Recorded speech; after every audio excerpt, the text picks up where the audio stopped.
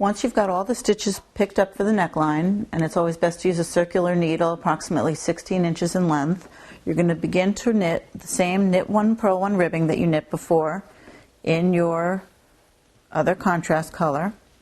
So again, we're doing our knit 1, purl 1, and this is going to end up joining all the different parts of the sweater into the neckline.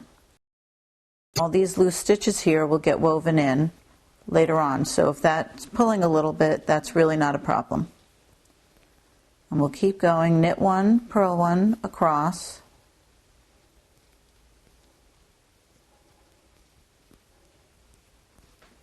and after a while you're going to finish this row and you'll go on and knit 5 more rows so that all your ribbings are equal.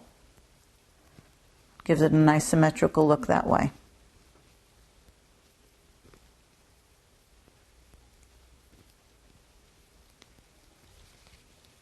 There you'll keep going, and it's going to begin to look like the ribbing on the bottom.